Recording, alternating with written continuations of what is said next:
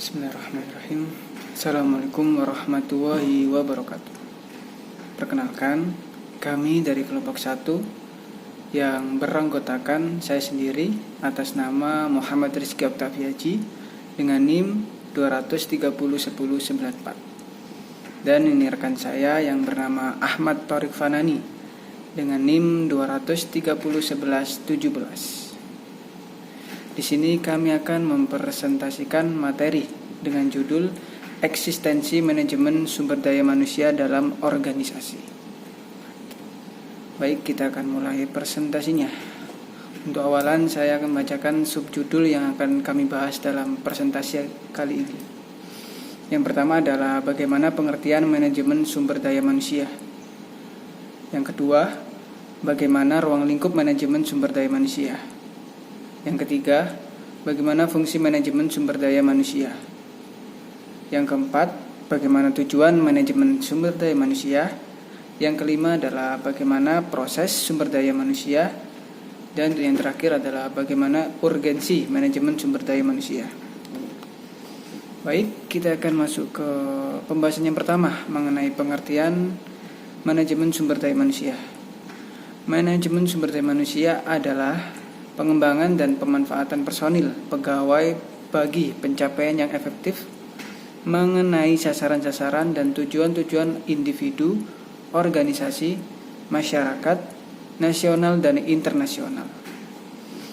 MSDM dapat didefinisikan sebagai perencanaan pengorganisasian, penggerakan, dan pengawasan atas pengadaan, pengembangan, kompensasi, pengintegrasian, pemeliharaan, dan pemutusan hubungan kerja dengan maksud untuk mencapai tujuan organisasi perusahaan tersebut.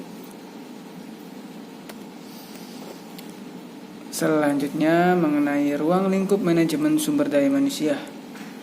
Ruang lingkup dari manajemen sumber daya manusia meliputi semua aktivitas yang berhubungan dengan sumber daya manusia dalam organisasi. Berikut ini adalah hal-hal yang mencakupnya. Yang pertama adalah rancangan organisasi.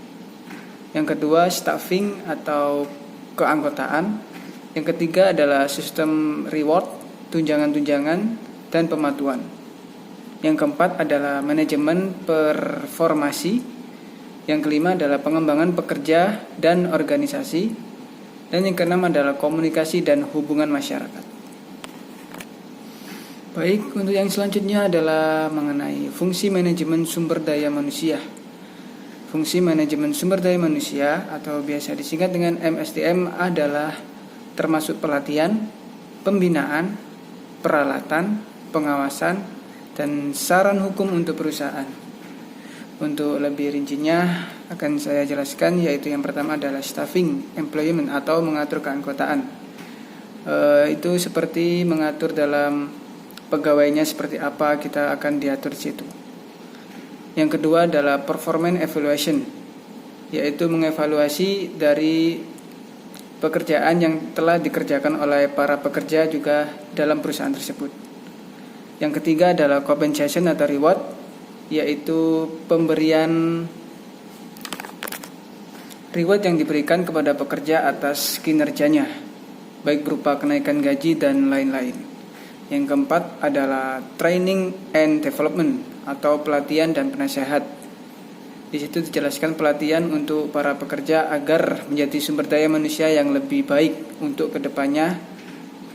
Dan yang kelima adalah employee relation atau biasa disebut dengan membangun relasi. Di sini seperti membuat forum untuk para pekerja agar dapat lebih berinteraksi di dalam maupun di luar perusahaan tersebut. Yang keenam adalah safety and health, menciptakan kondisi aman dan sehat. Yang ketujuh adalah personal research atau mendalami masalah.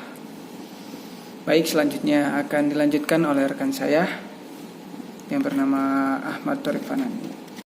Baik, Assalamualaikum warahmatullahi wabarakatuh. Saya Ahmad Thorik Fanani dengan NIM 200301117 akan melanjutkan materi tentang tujuan manajemen sumber daya manusia.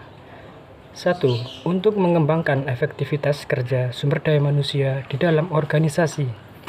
Kedua, memperbaiki kualitas tenaga kerja dalam suatu organisasi sehingga dapat memberikan kontribusi lebih kepada organisasi.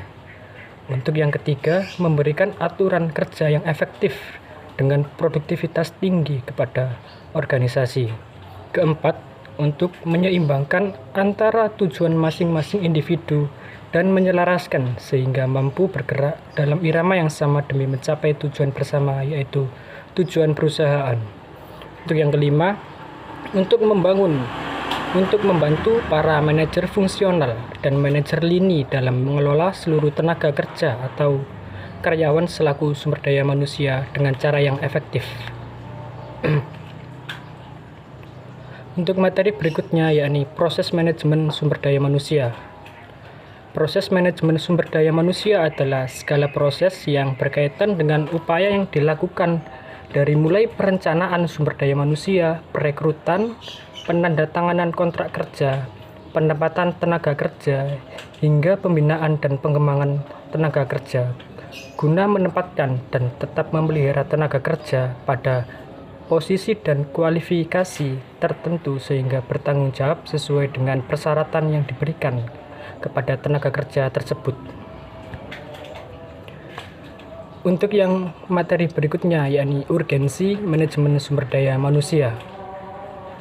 Manajemen sumber daya manusia yang baik ditunjukkan kepada peningkatan kontribusi yang dapat diberikan oleh para pekerja dalam organisasi ke arah tercapainya tujuan organisasi, tidak menjadi soal tujuan organisasional yang ingin dicapai. Dibentuk satuan organisasi yang mengelola sumber daya manusia dimaksudkan bukan sebagai tujuan, akan tetapi sebagai alat untuk meningkatkan efisiensi, efektivitas, dan produktivitas kerja organisasi sebagai keseluruhan. Untuk materi berikutnya tetap pada urgensi manajemen sumber daya manusia, yakni kenyataan ini semakin jelas terlihat apabila diingat bahwa satuan kerja yang mengelola sumber daya manusia melakukan tugas-tugas penunjang, bukan melakukan tugas pokok. Artinya, memang benar bahwa satuan kerja tersebut dengan nomenklatur apapun ia dikenal seperti bagian kepegawaian atau istilah lain yang sejenisnya, juga mempunyai tujuan-tujuan tertentu yang diusahakan terwujud melalui berbagai langkah yang ditempuh dalam menyelenggarakan fungsinya. Akan tetapi tujuan-tujuan departemental atau inkrementa tersebut harus dalam kerangka pemikiran utama, yaitu mendukung berbagai kegiatan pokok yang harus dilakukan oleh organisasi demi pencapaian berbagai tujuan dan sasarannya. Sekian presentasi dari kami. Terima kasih dan wassalamualaikum warahmatullahi wabarakatuh.